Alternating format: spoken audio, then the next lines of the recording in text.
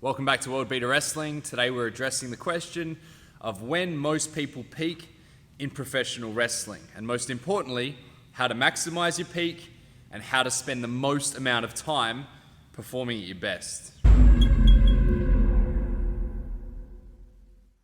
So although most people peak athletically probably in their early 30s, depending on how long you've been in the game, how many injuries you've succumbed to and all the rest, I feel like the mental side of things, the psychological side of things sometimes takes a hell of a lot longer to develop.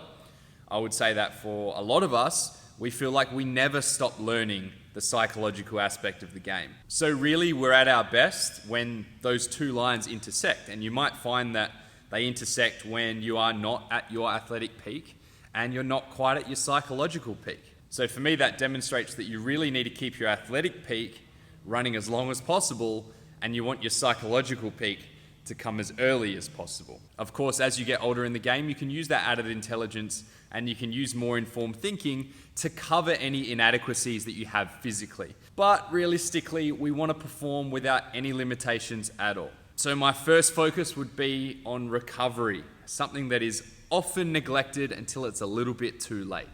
1 month off in the grand scheme of things can save you years in the long haul. So listen to your body and really tend to any injuries that you may have. If you're in your early 20s, you might still have decades left in the game. So a slight injury could cost you a small opportunity. But really, if you can get back on the mats as quickly as possible, more opportunities will come. And when it comes to the mental game, I suggest staying open-minded and being persistent. A lot of people give up due to frustrations because they're not quite understanding how it all works in the ring. They're not able to connect the mind to the body yet. I find that in wrestling, often things start to click overnight, but it's a long game. So you've got to be persistent and you've got to be patient. I dare say that in 5 years, your perspective and understanding of pro wrestling will be very different to today. But if you can stay in the game and stay healthy, you never know what it could bring you in the future.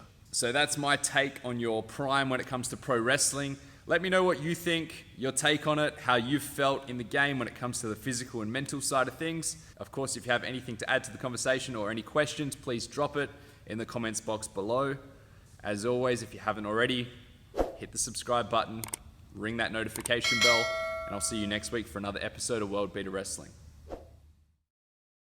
If you want to see more videos like this, click on the subscribe button, spread the word, and if you have any questions or requests for World-Beater Wrestling, don't be afraid to comment below.